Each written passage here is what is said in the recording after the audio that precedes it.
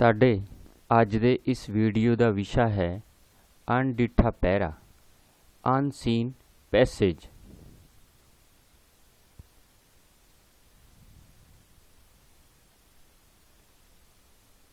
ਆਓ ਪਹਿਲਾਂ ਸਿਧਾਂਤਿਕ ਤੌਰ 'ਤੇ ਸਮਝਦੇ ਹਾਂ ਕਿ ਅਣਡਿੱਠਾ ਪਹਿਰਾ ਹੈ ਕੀ।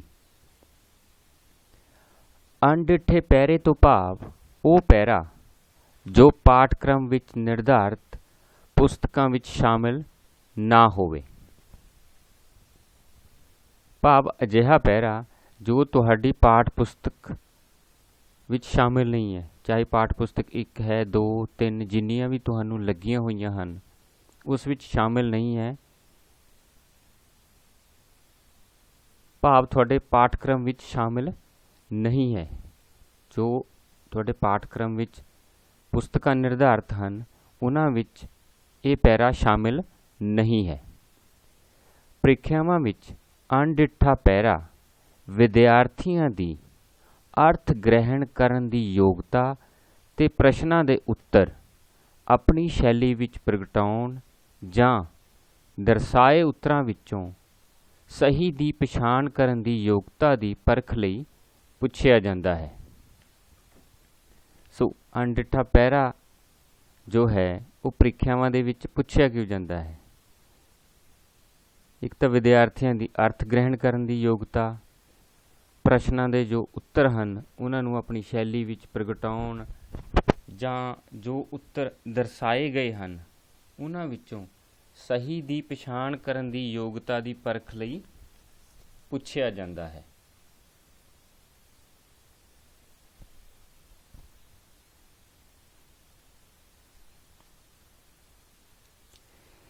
ਇਸ ਪਰਖ ਲਈ ਪ੍ਰੀਖਿਅਕ ਅਜਿਹੇ ਪਹਿਰੇ ਵਿੱਚ ਆਏ ਔਖੇ ਸ਼ਬਦਾਂ, ਵਾਕੰਸ਼ਾਂ, ਮੁਹਾਵਰਿਆਂ ਜਾਂ ਵਾਕਾਂ ਦੇ ਅਰਥ ਪੁੱਛਣ ਤੋਂ ਇਲਾਵਾ ਪਹਿਰੇ ਦੇ ਵਿਸ਼ੇ ਅਤੇ ਸਿਰਲੇਖ ਬਾਰੇ ਪ੍ਰਸ਼ਨ ਪੁੱਛ ਸਕਦਾ ਹੈ। ਸੋ ਪਹਿਲਾਂ ਆਪਾਂ ਗੱਲ ਕੀਤੀ ਕਿ ਪਹਿਰਾ ਲਿਆ ਕਿੱਥੋਂ ਜਾਵੇਗਾ। ਤੁਹਾਡੀ ਪਾਠ ਪੁਸਤਕ ਵਿੱਚ ਸ਼ਾਮਿਲ ਨਹੀਂ ਹੋਵੇਗਾ। ਜੋ ਤੁਹਾਡੀ ਨਿਰਧਾਰਿਤ ਪਾਠ ਪੁਸਤਕਾਂ ਹਨ ਪਾਠਕ੍ਰਮ ਅਨੁਸਾਰ ਉਹਨਾਂ ਵਿੱਚੋਂ ਨਹੀਂ ਲਿਆ ਜਾਵੇਗਾ। ਫਿਰ ਉਸ ਅਣਡਿੱਠੇ ਪਹਿਰੇ ਦੇ ਆਧਾਰ 'ਤੇ ਪ੍ਰਸ਼ਨ ਕਿਸ ਕਿਸਮ ਦੇ ਪ੍ਰੀਖਿਅਕ ਪੁੱਛ ਸਕਦਾ ਹੈ। ਔਖੇ ਸ਼ਬਦਾਂ ਦੇ ਅਰਥ ਪੁੱਛ ਸਕਦਾ ਹੈ, ਵਾਕੰਸ਼ਾਂ ਬਾਰੇ ਪੁੱਛ ਸਕਦਾ ਹੈ, ਅਣਡਿੱਠੇ ਪਹਿਰੇ ਵਿੱਚ ਸ਼ਾਮਿਲ ਮੁਹਾਵਰਿਆਂ ਬਾਰੇ ਪੁੱਛ ਸਕਦਾ ਹੈ ਜਾਂ ਵਾਕਾਂ ਦੇ ਅਰਥ ਪੁੱਛਣ ਦੇ ਨਾਲ ਨਾਲ ਪਹਿਰੇ ਦਾ ਸਿਰਲੇਖ ਵੀ ਪੁੱਛ ਸਕਦਾ ਹੈ। ਸੋ ਇਹ ਪ੍ਰੀਖਿਅਕ ਦੀ ਮਰਜ਼ੀ 'ਤੇ ਨਿਰਭਰ ਕਰਦਾ ਹੈ ਕਿ ਉਹ ਕਿਸ ਕਿਸਮ ਦੇ ਪ੍ਰਸ਼ਨ ਤੁਹਾਨੂੰ ਪੁੱਛ ਰਿਹਾ ਹੈ। ਅੱਗੇ ਹੈ ਢੰਗ ਤਰੀਕਾ। ਪਹਿਰੇ ਨਾਲ ਸੰਬੰਧਿਤ ਪ੍ਰਸ਼ਨ ਹੱਲ ਕਰਨ ਤੋਂ ਪਹਿਲਾਂ ਪਹਿਰੇ ਨੂੰ 2-3 ਵਾਰ ਚੰਗੀ ਤਰ੍ਹਾਂ ਪੜ੍ਹਨਾ ਚਾਹੀਦਾ ਹੈ ਅਤੇ ਅੱਗੇ ਦੱਸੇ ਨੁਕਤਿਆਂ ਵੱਲ ਵਿਸ਼ੇਸ਼ ਧਿਆਨ ਦੇਣਾ ਚਾਹੀਦਾ ਹੈ। ਉਹ ਨੁਕਤੇ ਕਿਹੜੇ-ਕਿਹੜੇ ਹਨ ਜਿਨ੍ਹਾਂ ਦਾ ਤੁਸੀਂ ਧਿਆਨ ਰੱਖਣਾ ਹੈ? ਨੰਬਰ 1, ਪੁੱਛੇ ਗਏ ਪ੍ਰਸ਼ਨਾਂ ਦੇ ਉੱਤਰ ਪਹਿਰੇ ਵਿਚਲੇ ਮੂਲ ਭਾਵਾਂ 'ਤੇ ਆਧਾਰਿਤ ਆਪਣੇ ਸ਼ਬਦਾਂ ਵਿੱਚ ਲਿਖਣਾ। ਭਾਵ ਜੋ ਪ੍ਰਸ਼ਨ ਤੁਹਾਨੂੰ ਪੁੱਛਿਆ ਗਿਆ ਹੈ ਉਸ ਦਾ ਉੱਤਰ ਤੁਸੀਂ ਦੇਣਾ ਤਾਂ ਆਪਣੇ ਸ਼ਬਦਾਂ ਦੇ ਵਿੱਚ ਹੈ, ਪਰ ਇਸ ਗੱਲ ਦਾ ਧਿਆਨ ਰੱਖਣਾ ਹੈ ਕਿ ਪਹਿਰੇ ਵਿਚਲਾ ਜੋ ਮੂਲ ਭਾਵ ਹੈ ਉਹ ਉਸ 'ਤੇ ਹੀ ਆਧਾਰਿਤ ਹੋਣੇ ਚਾਹੀਦੇ ਹਨ। ਨੰਬਰ 2, ਪ੍ਰਸ਼ਨਾਂ ਦੇ ਉੱਤਰ ਦੇਣ ਸਮੇਂ ਮੂਲ ਵਿਚਾਰਾਂ 'ਤੇ ਟਿੱਪਣੀਆਂ ਤੋਂ ਪਰਹੇਜ਼ ਕਰਨਾ। ਭਾਵ ਜੋ ਪਹਿਰੇ ਵਿਚਲੇ ਮੂਲ ਵਿਚਾਰ ਹਨ ਤੁਸੀਂ ਉਹਨਾਂ ਦੇ ਆਧਾਰ 'ਤੇ ਪ੍ਰਸ਼ਨਾਂ ਦੇ ਉੱਤਰ ਦੇਣੇ ਹਨ। ਵਿਚਾਰਾਂ 'ਤੇ ਕੋਈ ਟਿੱਪਣੀਆਂ ਨਹੀਂ ਦੇਣੀਆਂ। ਪ੍ਰਸ਼ਨਾਂ ਦੇ ਉੱਤਰ ਸੰਖੇਪ, ਸ਼ੁੱਧ ਤੇ ਪ੍ਰਭਾਵਸ਼ਾਲੀ ਭਾਸ਼ਾ ਵਿੱਚ ਲਿਖਣਾ। ਪੁੱਛੇ ਗਏ ਜਾਂ ਲਕੀਰੇ ਔਖੇ ਸ਼ਬਦਾਂ ਦੇ ਅਰਥ ਪਹਿਰੇ ਦੇ ਭਾਵ ਜਾਂ ਭਾਵਾਂ ਅਨੁਸਾਰ ਲਿਖਣਾ। ਨੰਬਰ 5, ਪਹਿਰੇ ਦੇ ਸਮੁੱਚੇ ਭਾਵ ਨੂੰ ਪ੍ਰਗਟਾਉਣ ਵਾਲਾ ਢੁਕਵਾਂ ਸਿਰਲੇਖ ਲੱਭਣਾ। फिर एक 6वां नुकता भी है कि जे प्रश्नां ਦੇ ਉੱਤਰ ਬਹੁ ਵਿਕਲਪੀ ਉੱਤਰਾਂ ਵਿੱਚੋਂ ਚੁਣਨੇ ਹਨ ਤਾਂ ਪੈਰੇ ਦੇ ਮੂਲ ਵਿਚਾਰਾਂ ਅਨੁਸਾਰ ਢੁਕਵੇਂ ਤੇ ਸਹੀ ਵਿਕਲਪ ਦੀ ਚੋਣ ਕਰਨਾ। ਸੋ ਇਸ ਗੱਲ ਦਾ ਵੀ ਤੁਸੀਂ ਧਿਆਨ ਰੱਖਣਾ ਹੈ। ਹੁਣ ਅਸੀਂ ਆਪਣੇ ਅਭਿਆਸ ਲਈ ਇੱਕ ਪੈਰਾ ਲੈਂਦੇ ਹਾਂ। ਇਹ ਪੈਰਾ ਜੋ ਹੈ ਇਹ ਉਹ ਪੈਰਾ ਹੈ ਜੋ CBSE ਦੀ ਫਰਵਰੀ ਮਾਰਚ 2020 ਦੀ ਪ੍ਰੀਖਿਆ ਵਿੱਚ ਪੁੱਛਿਆ ਗਿਆ ਹੈ।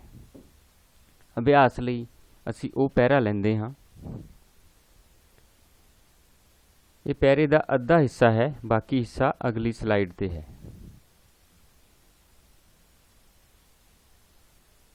ਸੋ ਪੈਰਾ ਵੇਖਦੇ ਹਾਂ।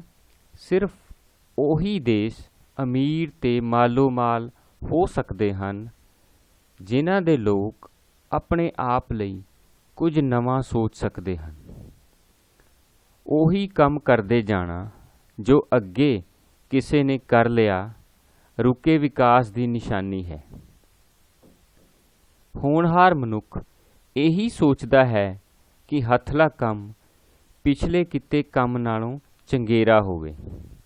ਜਿਸ ਕੌਮ ਦਾ ਇਹ ਖਿਆਲ ਹੋ ਜਾਵੇ ਕਿ 500 ਜਾਂ 1000 ਸਾਲ ਪਹਿਲਾਂ ਵਾਲਾ ਜੀਵਨ ਚੰਗਾ ਸੀ, ਇਸੇ ਲਈ ਉਸੇ ਨੂੰ ਹੀ ਨਿਸ਼ਾਨਾ ਰੱਖਿਆ ਜਾਏ, ਉਸ ਕੌਮ ਨੂੰ ਜ਼ਿੰਦਗੀ ਦੀਆਂ ਪਿਛਲੀਆਂ ਕਤਾਰਾਂ ਵਿੱਚ ਖਲੋਣਾ ਪੈਂਦਾ ਹੈ। ਨਸਲਾਂ ਦੀ ਮਾਨਸਿਕ ਅਵਸਥਾ ਉੱਤੇ ਹੀ ਉਹਨਾਂ ਦੀ ਖੁਸ਼ਹਾਲੀ ਤੇ ਸਾਰਥਕਤਾ ਨਿਰਭਰ ਕਰਦੀ ਹੈ। ਜਦੋਂ ਕਿਸੇ ਨਸਲ ਦੇ ਲੋਕ ਲਕੀਰ ਦੇ ਫਕੀਰ ਹੋ ਜਾਂਦੇ ਹਨ, ਹਮੇਸ਼ਾ ਕਿਸੇ ਦੇ ਪਾਏ ਪੂਰਨਿਆਂ ਉੱਤੇ ਹੀ ਚੱਲਦੇ ਹਨ, ਆਪੀ ਕੋਈ ਪੂਰਨਾ ਪਾਉਣ ਦੀ ਦਲੇਰੀ ਨਹੀਂ ਰੱਖਦੇ, ਪਿਛਲੱਗ ਅਖਵਾਉਣ ਵਿੱਚ ਹੀ ਫਖਰ ਸਮਝਦੇ ਹਨ ਤੇ ਮੋਹਰੀ ਹੋਣੋਂ ਘਬਰਾਉਂਦੇ ਹਨ, ਉਸ ਨਸਲ ਦਾ ਵਾਧਾ ਰੁਕ ਜਾਂਦਾ ਹੈ, ਬੁੱਧ ਮੋਟੀ ਹੋ ਜਾਂਦੀ ਹੈ ਤੇ ਜ਼ਿੰਦਗੀ ਵਿੱਚੋਂ ਸੁਹਜ ਸਵਾਦ ਘਟ ਜਾਂਦਾ ਹੈ। ਐਸੀ ਕੌਮ ਸੁਤੰਤਰ ਨਹੀਂ ਰਹਿ ਸਕਦੀ, ਜ਼ਰੂਰ ਕਿਸੇ ਦੂਜੀ ਕੌਮ ਦੀ ਗੁਲਾਮ ਬਣ ਜਾਂਦੀ ਹੈ। ਸੋ ਦ੍ਰਿੜ ਕਰਨ ਵਾਲੀ ਗੱਲ ਇਹ ਹੈ ਕਿ ਨਵਾਂ ਸੋਚਣ ਤੇ ਕਰਨ ਵਿੱਚ ਹੀ ਜੀਵਨ ਦੀ ਨਿਜਾਤ ਹੈ। ਦੇਸ਼ ਦੀ ਉੱਨਤੀ ਤਾਂ ਹੀ ਸੰਭਵ ਹੈ ਜੇ ਤੁਸੀਂ ਕੋਈ ਨਵਾਂ ਖਿਆਲ ਦੁਨੀਆ ਨੂੰ ਦਿਓ, ਕੋਈ ਨਵੀਂ ਕਾਢ ਕੱਢੋ, ਕੋਈ ਨਵਾਂ ਸੁੱਖ ਈਜਾਦ ਕਰੋ, ਕੋਈ ਨਵਾਂ ਮਾਰਗ ਲੱਭੋ, ਨਵੀਂ ਸੋਚ ਸੋਚੋ ਤੇ ਨਵੇਂ ਅਮਲ ਕਰੋ। ਸੋ ਇਹ ਸਾਡਾ ਪੈਰਾ ਹੈ।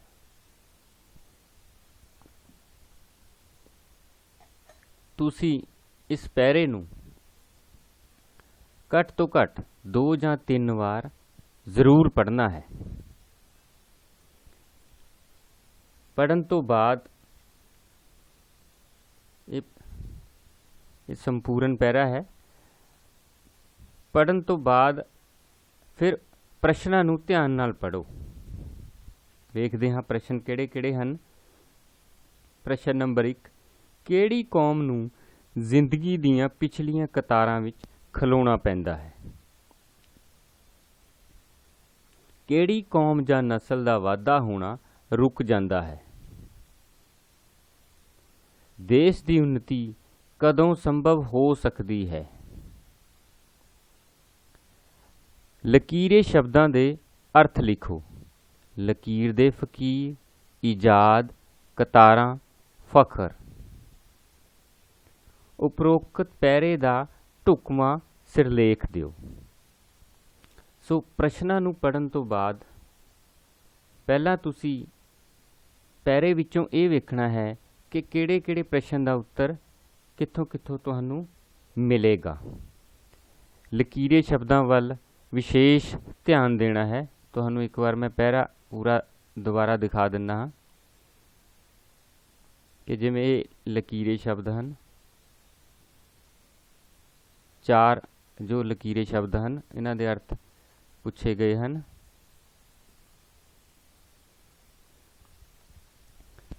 ਸੋ ਸਿਰਲੇਖ ਦੇ ਲਈ ਪੂਰੇ ਦੇ ਪੂਰੇ ਪੈਰੇ ਨੂੰ ਚੰਗੀ ਤਰ੍ਹਾਂ ਸਮਝਣਾ ਹੈ ਕਿ ਕਿਸ ਨੁਕਤੇ ਦੇ ਦੁਆਲੇ ਇਹ ਪੈਰਾ ਘੁੰਮ ਰਿਹਾ ਹੈ। ਹੁਣ ਅਸੀਂ ਪਹਿਲਾ ਪ੍ਰਸ਼ਨ ਵੇਖਦੇ ਹਾਂ। ਕਿਹੜੀ ਕੌਮ ਨੂੰ ਜ਼ਿੰਦਗੀ ਦੀਆਂ ਪਿਛਲੀਆਂ ਕਤਾਰਾਂ ਵਿੱਚ ਖਲੋਣਾ ਪੈਂਦਾ ਹੈ? ਪ੍ਰਸ਼ਨ ਅਸੀਂ ਪੜ੍ਹ ਲਿਆ। ਹੁਣ ਪੈਰੇ ਨੂੰ ਵੇਖਦੇ ਹਾਂ। ਇਹ ਸਾਡਾ ਪੈਰਾ ਹੈ ਕਿ ਇਸ ਪੈਰੇ 'ਚ ਸਾਡਾ ਉੱਤਰ ਸਾਨੂੰ ਕਿੱਥੋਂ ਮਿਲ ਸਕਦਾ ਹੈ।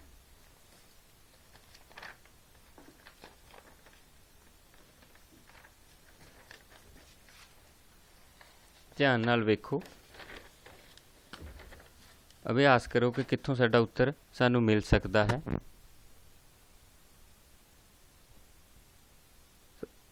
ਇਸ ਹਿੱਸੇ ਦੇ ਵਿੱਚ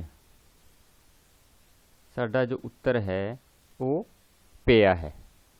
ਉੱਤਰ ਕੀ ਹੈ? ਜੋ ਤੁਸੀਂ ਸੋਚਿਆ ਹੈ ਤੇ ਜੋ ਅੱਗੇ ਮੈਂ ਲਿਖਿਆ ਹੈ। ਆਓ ਇਸ ਨੂੰ ਮਿਲਾਉਂਦੇ ਹਾਂ।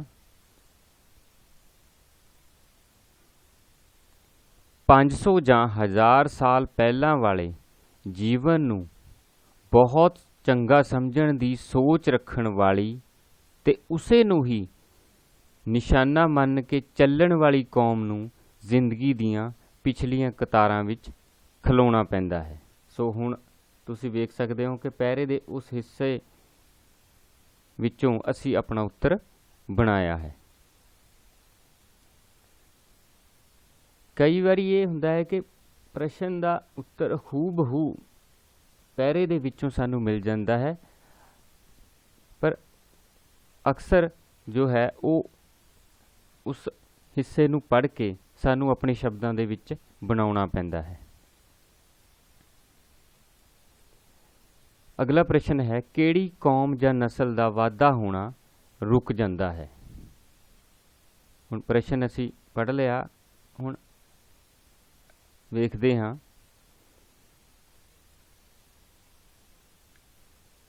ਧਿਆਨ ਨਾਲ ਦੇਖੋ ਇੱਥੇ।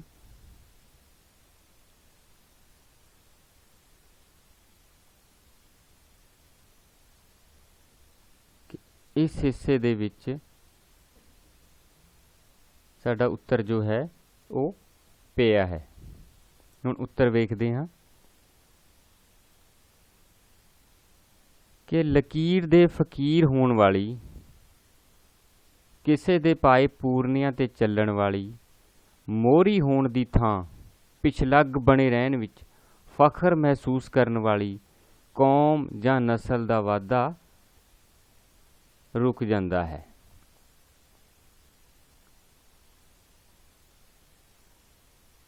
ਹੁਣ ਅਗਲੇ ਪ੍ਰਸ਼ਨ ਵੱਲ ਵਧਦੇ ਹਾਂ।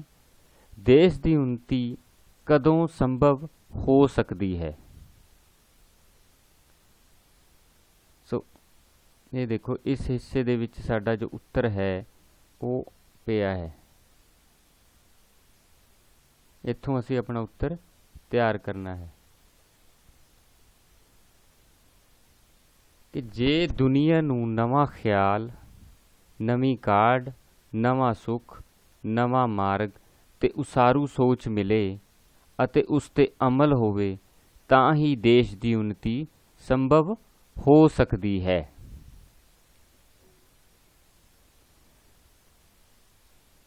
ਹੁਣ ਪਹਿਲੇ 3 ਪ੍ਰਸ਼ਨਾਂ ਦੇ ਉੱਤਰ ਤੁਸੀਂ ਵੇਖ ਲਏ।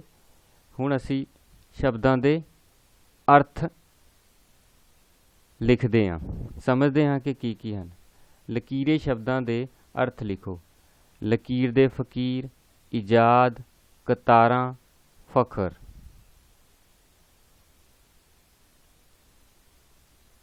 ਸੋ ਇਸ ਦੇ ਲਈ ਤੁਹਾਨੂੰ ਪੈਰੇ ਨੂੰ ਫਿਰ ਦੁਬਾਰਾ ਪੜ੍ਹਨਾ ਪਏਗਾ, ਖਾਸ ਕਰ ਉਸ ਹਿੱਸੇ ਨੂੰ ਜਿੱਥੋਂ ਇਹ ਸ਼ਬਦ ਲਏ ਗਏ ਹਨ, ਤੇ ਫਿਰ ਆਪਣੀ ਸੋਚ ਅਨੁਸਾਰ ਇਹਨਾਂ ਦੇ ਅਰਥ ਲਿਖਣੇ ਹਨ। ਅਰਥ ਤੁਸੀਂ 1 ਜਾਂ 2 ਲਿਖਣੇ ਹਨ। ਇੱਥੇ ਉਦਾਹਰਨ ਲਈ ਮੈਂ ਕਾਫੀ ਜ਼ਿਆਦਾ ਦਿੱਤੇ ਹਨ। ਜਿਵੇਂ ਲਕੀਰ ਦੇ ਫਕੀਰ ਦੇ ਲਈ ਹੈ ਕਿ ਪੁਰਾਣੇ ਰਾਹ, ਪੁਰਾਣੀ ਲੀਹ 'ਤੇ ਤੁਰਨ ਵਾਲਾ, ਰਸਮਾਂ ਰਿਵਾਜਾਂ ਤੋਂ ਬਾਹਰ ਨਾ ਜਾਣ ਵਾਲਾ, ਇੱਕੋ ਗੱਲ 'ਤੇ ਅੜੇ ਰਹਿਣ ਵਾਲਾ, ਪਿਛਲੱਗ, ਕਿਸੇ ਦੇ ਪਾਏ ਪੂਰਨਿਆਂ 'ਤੇ ਚੱਲਣ ਵਾਲਾ, ਰੀਸ ਕਰਨ ਵਾਲਾ ਆਦਿ। ਹੁਣ ਅੱਗੇ ਹੈ ਇਜਾਦ। ਇਜਾਦ ਦਾ ਕਾਢ ਕੋਈ ਨਵੀਂ ਚੀਜ਼ ਤਿਆਰ ਕਰਨਾ ਜਾਂ ਬਣਾਉਣਾ, ਨਵੀਂ ਤਜਵੀਜ਼, ਨਵੀਂ ਖੋਜ ਪੈਦਾ ਕਰਨਾ, ਉਤਪੰਨ ਕਰਨਾ, ਨਵਾਂ ਲੱਭਣਾ ਆਦਿ। ਹੁਣ ਅੱਗੇ ਹੈ ਕਤਾਰਾਂ। ਕਤਾਰਾਂ ਦਾ ਹੋ ਗਿਆ ਪਾਲ, ਪੰਗਤ, ਲਾਈਨਾਂ, ਸਤਰਾਂ, ਸ਼੍ਰੇਣੀਆਂ, ਵਰਗ ਆਦਿ। ਅੱਗੇ ਹੈ ਫਖਰ। ਫਖਰ ਦਾ ਹੋ ਗਿਆ ਮਾਣ, ਗੌਰਵ, ਵਡਿਆਈ। ਸੋ ਹੁਣ ਅਸੀਂ ਅੰਤਲੇ ਪ੍ਰਸ਼ਨ ਢੁਕਵੇਂ ਸਿਰਲੇਖ ਵੱਲ ਵੱਧਦੇ ਹਾਂ ਕਿ ਇਸ ਦਾ ਢੁਕਵਾਂ ਸਿਰਲੇਖ ਕੀ ਹੋ ਸਕਦਾ ਹੈ। ਇਸ ਦੇ ਸਿਰਲੇਖ ਬਹੁਤ ਸਾਰੇ ਹੋ ਸਕਦੇ ਹਨ। ਕੁਝ ਕੁ ਉਦਾਹਰਨ ਲਈ ਇੱਥੇ ਤੁਹਾਡੇ ਸਾਹਮਣੇ ਹਨ, ਜਿਵੇਂ ਨਵੀਂ ਸੋਚ, ਅਗਾਂਹਵਧੂ ਸੋਚ, ਨਵੀਂ ਖੋਜ, ਨਵੇਂ ਵਿਚਾਰ, ਉੱਨਤੀ ਦਾ ਮਾਰਗ, ਤਰੱਕੀ ਦਾ ਰਾਜ਼, ਉੱਚੀ ਸੋਚ ਆਦਿ।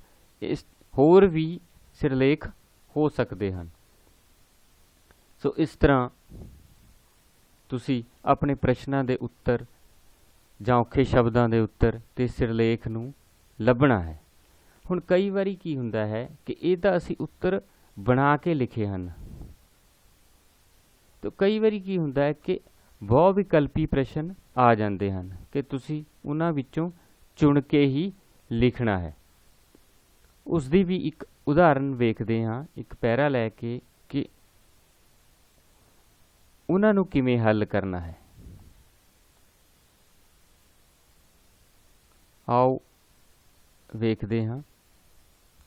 ਅੱਗੇ ਲਿਖੇ ਪੈਰੇ ਨੂੰ ਧਿਆਨ ਨਾਲ ਪੜ੍ਹੋ ਤੇ ਅੱਗੇ ਲਿਖੇ ਪ੍ਰਸ਼ਨਾਂ ਦੇ ਉੱਤਰ ਦਿਓ।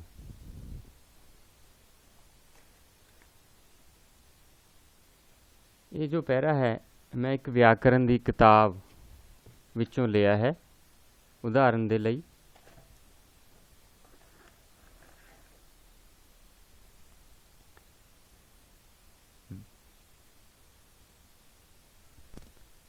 ਆਓ ਇਸ ਪੈਰੇ ਨੂੰ ਪੜ੍ਹਦੇ ਹਾਂ। 20ਵੀਂ ਸਦੀ ਦੀਆਂ ਵਿਗਿਆਨਿਕ ਕਾਢਾਂ ਵਿੱਚੋਂ ਰੇਡੀਓ ਸਭ ਤੋਂ ਵੱਧ ਹੈਰਾਨ ਕਰਨ ਵਾਲੀ ਕਾਢ ਹੈ। ਪਿਛਲੇ 50 ਸਾਲਾਂ ਵਿੱਚ ਟੈਲੀਵਿਜ਼ਨ ਦੇ ਪਸਾਰ ਨੇ ਰੇਡੀਓ ਨੂੰ ਵੀ ਮਾਤ ਪਾ ਦਿੱਤੀ ਹੈ। ਰੇਡੀਓ ਤੋਂ ਜਿੱਥੇ ਅਸੀਂ ਸੰਸਾਰ ਦੇ ਹਰੇਕ ਹਿੱਸੇ ਦੀਆਂ ਤਾਜ਼ਾ ਖਬਰਾਂ ਸੁਣ ਸਕਦੇ ਹਾਂ, ਉੱਥੇ ਟੈਲੀਵਿਜ਼ਨ ਤੋਂ ਖਬਰਾਂ ਸੁਣਨ ਦੇ ਨਾਲ ਬੋਲਣ ਵਾਲੇ ਦੀ ਸ਼ਕਲ ਅਤੇ ਉਸ ਥਾਂ ਦੇ ਦ੍ਰਿਸ਼ ਤੇ ਘਟਨਾਵਾਂ ਨੂੰ ਜਿਉਂ ਦੀਆਂ ਤਿਉਂ ਵਾਪਰਦੀਆਂ ਵੇਖ ਲੈਂਦੇ ਹਾਂ। ਸੋ ਇਹ ਜੋ ਪੈਰਾ ਹੈ ਮੈਂ ਗੋਲਡਨ ਪੰਜਾਬੀ ਵਿਆਕਰਨ ਵਿੱਚੋਂ ਲਿਆ ਹੈ। ਇਸ ਪੈਰੇ ਨੂੰ ਤੁਸੀਂ 2-3 ਵਾਰ ਬਹੁਤ ਹੀ ਧਿਆਨ ਨਾਲ ਪੜ੍ਹਨਾ ਹੈ। ਉਸ ਤੋਂ ਬਾਅਦ ਇਸ ਦੇ ਪ੍ਰਸ਼ਨਾਂ ਨੂੰ ਵੇਖਦੇ ਹਾਂ ਕਿ ਪ੍ਰਸ਼ਨ ਕਿਹੜੇ-ਕਿਹੜੇ ਪੁੱਛੇ ਗਏ ਹਨ ਇਸ ਪੈਰੇ ਵਿੱਚੋਂ।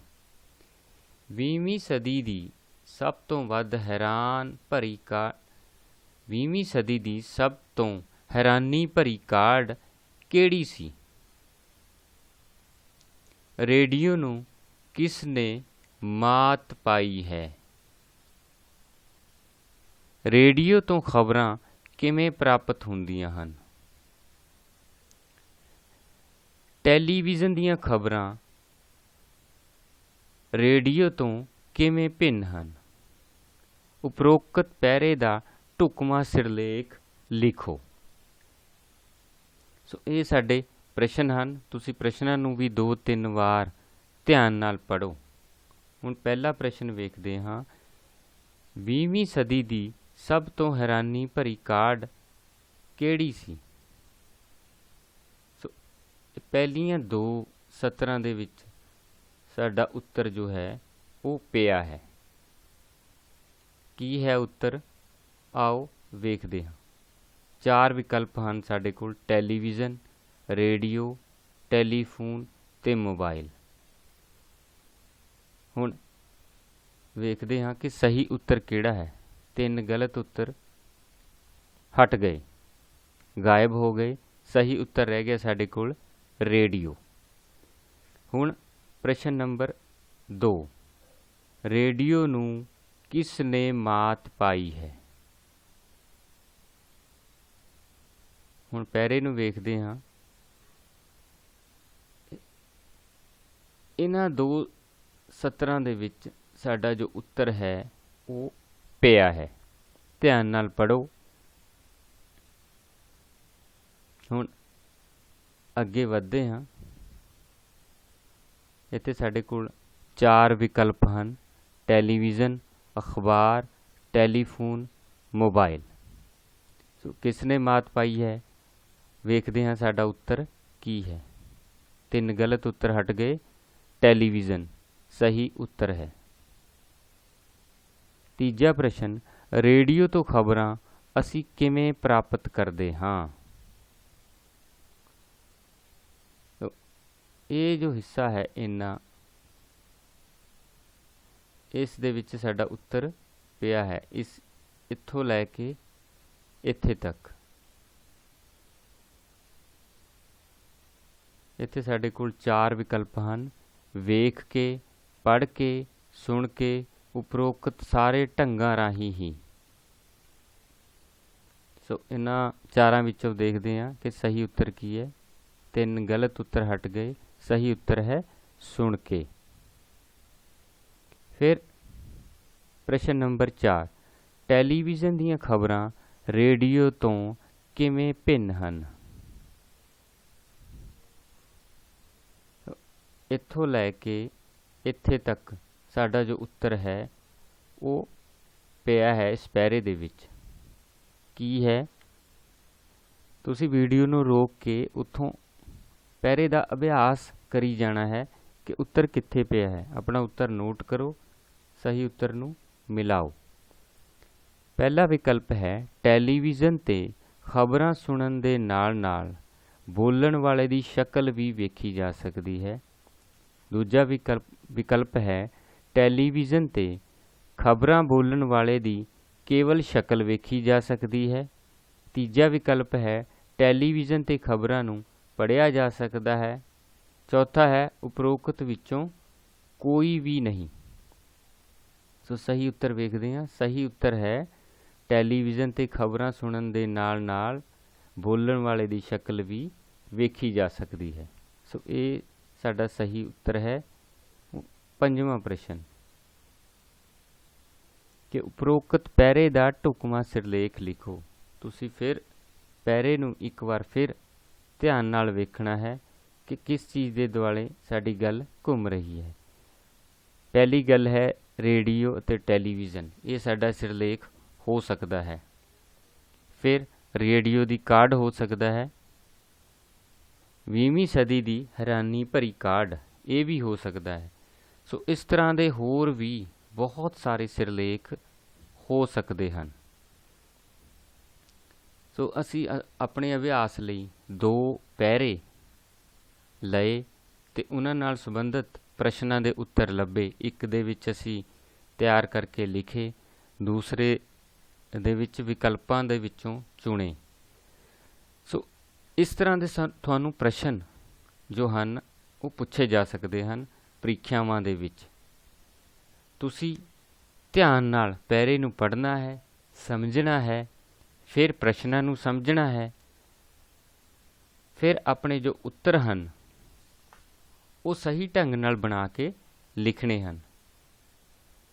ਕੋਸ਼ਿਸ਼ ਕਰਨੀ ਹੈ ਕਿ ਪੈਰੇ ਨੂੰ 2-3 ਵਾਰ ਜ਼ਰੂਰ ਪੜ੍ਹਿਆ ਜਾਵੇ।